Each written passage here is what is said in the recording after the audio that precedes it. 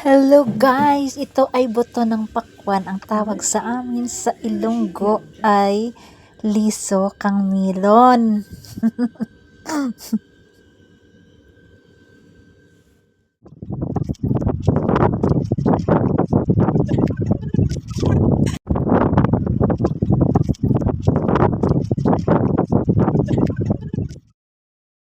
So for today's video guys ay nagbalat ako ng melon kasi inutusan ako ng aking alaga, nakakain daw siya ng melon kaya nag-slice ako ng isang slice lang guys.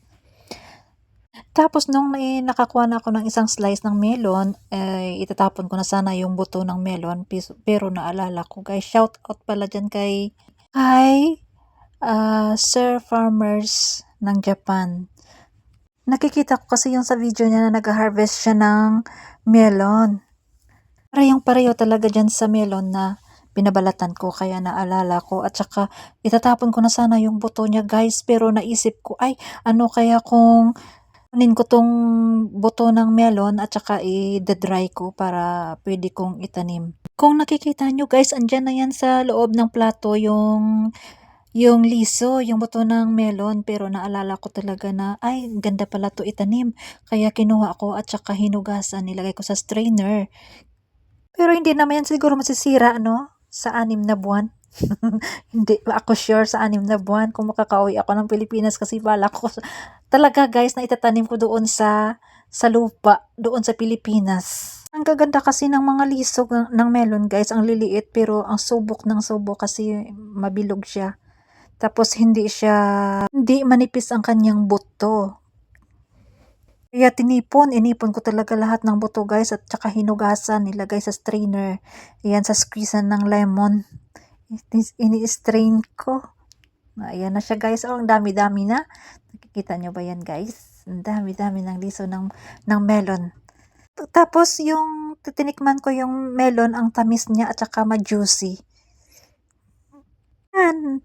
Naisipan ko talagang ipunin at saka sabi ko maganda to itanim sa pag-uwi ko ng Pilipinas. Sa kalahating taon pa. 6 na buwan. Maghihintay yung liso. Maghihintay siya kung hanggang kailan ko siya iuwi. So yan na guys, natapos ko na siya.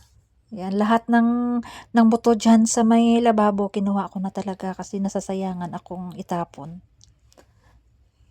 Ayan na yung melon na kinuhaan ko na ng buto sa loob. Na yung itsura ng melon, naging kuweba na sa loob kasi wala nang laman.